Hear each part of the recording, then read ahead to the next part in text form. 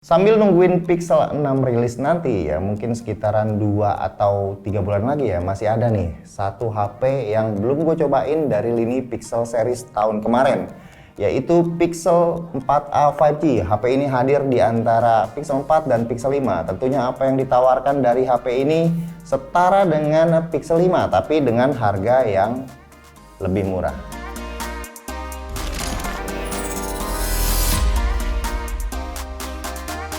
Tunggu dulu, harga murah ini agak-agak gimana ya, sensitif nih ya. Menurut gua itu relatif banget.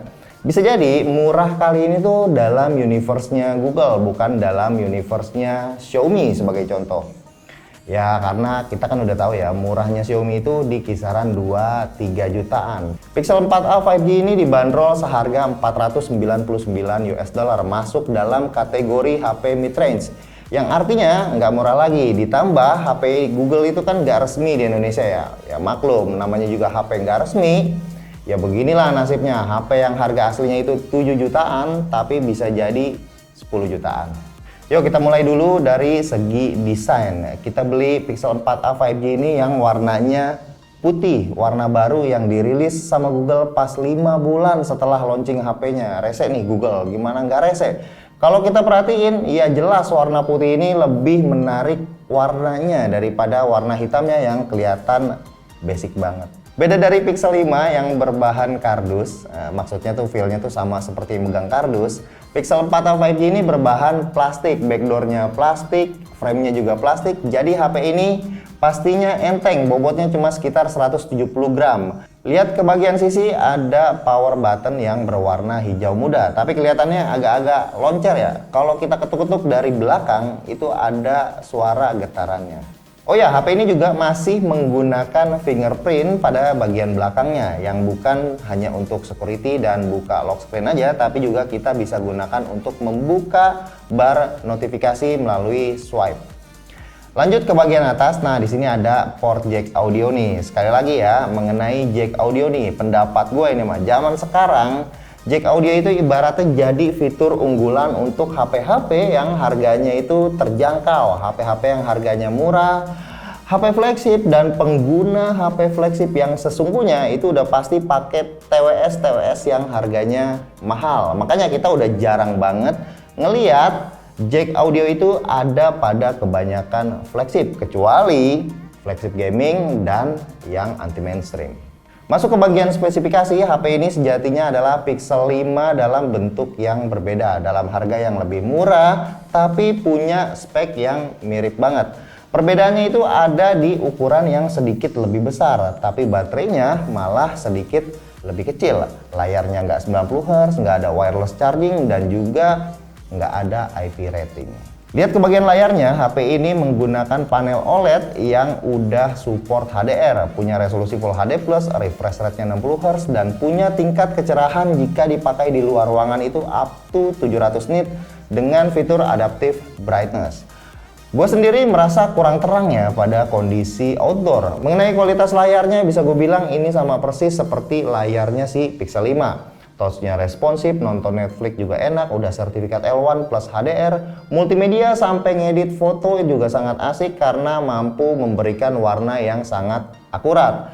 Terus nggak ada tint dan black crush yang ngeganggu. Overall dari penampilan layarnya menurut gua kurangnya ini cuma satu, bezelnya nggak seperti Pixel 5 yang simetris, bagian bawahnya itu masih sedikit lebih tebal.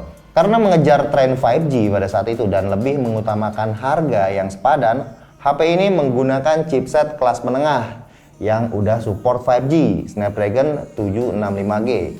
Chipset yang nggak bisa dibilang biasa aja ya, setidaknya mampu memainkan game-game kelas atas sekalipun meskipun nggak rata kanan. Sepertinya Google lebih memahami kalau selama ini smartphone Pixel itu nggak pernah dipakai untuk bermain game berat dalam waktu yang cukup lama. Alasan utamanya adalah ketahanan baterai. Permasalahan ketahanan baterai dari tahun ke tahun udah bisa diselesaikan dengan hadirnya Pixel 4a 4a 5G dan Pixel 5. Khususnya untuk HP ini gue bisa mendapatkan SOT 6 jam sampai 8 jam ke atas dengan sangat mudah. Padahal baterainya itu berkapasitas 3885 mAh. Artinya dengan penggunaan normal to heavy, HP ini sanggup bertahan seharian dari pagi sampai jam 9 malam. Tapi ngecasnya kalau dibandingin dengan HP zaman sekarang ya bener-bener udah ketinggalan. Udah dapat chargeran yang 18 watt dan ngecasnya itu setidaknya butuh 1,5 jam dari kosong sampai penuh. Berikutnya adalah speaker. Nah, bagian ini menjadi satu-satunya keunggulan HP ini atas Pixel 5. Speaker HP ini tuh jelas lebih baik dari Pixel 5 karena punya speaker pada bagian atasnya. Ya, kita udah pada tahu kan kalau speaker Pixel 5 pada bagian atas itu terdapat di dalam kaca.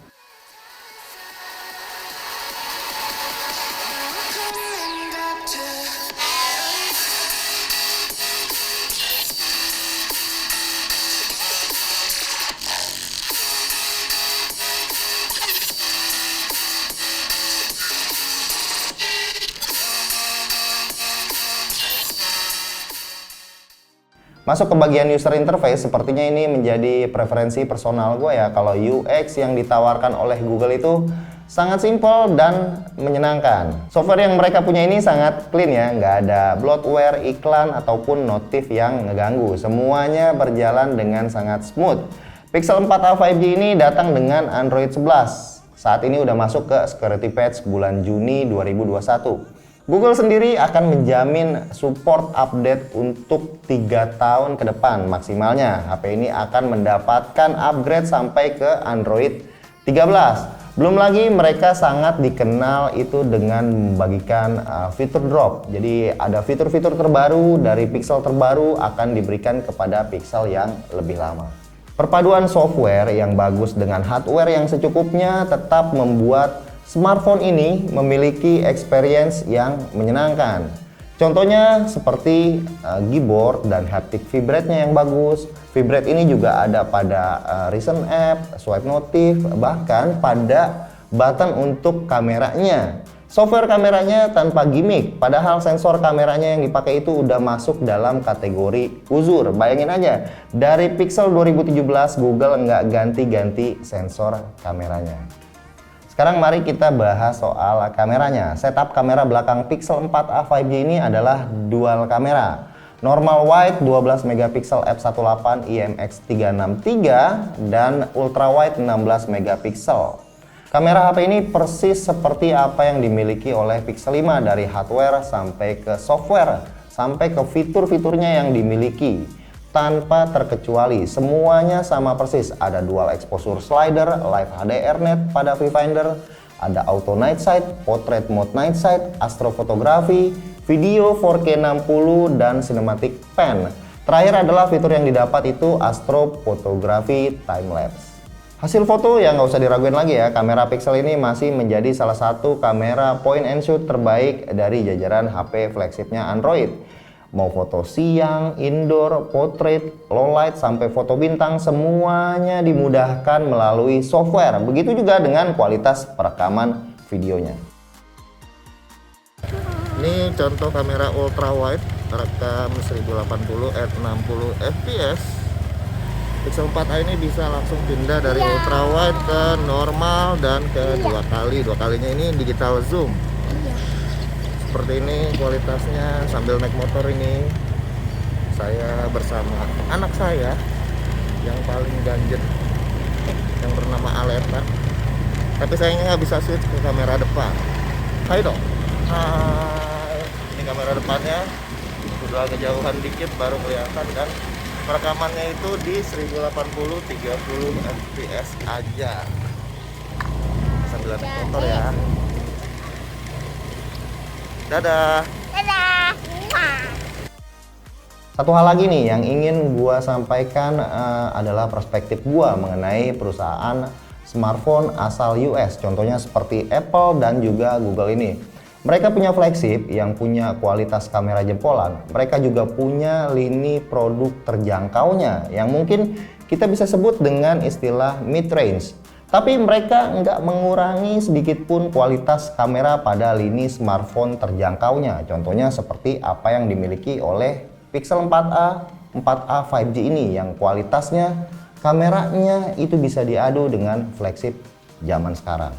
Menariknya, ternyata Instagram Story langsung di HP ini tuh ada Live HDR seperti flagship Pixel 4 yang punya visual core. Padahal HP ini tuh nggak ada visual core-nya. Uniknya ini hanya di aplikasi Instagram aja. Aplikasi seperti chat, seperti Telegram atau WA itu nggak ada fitur ini.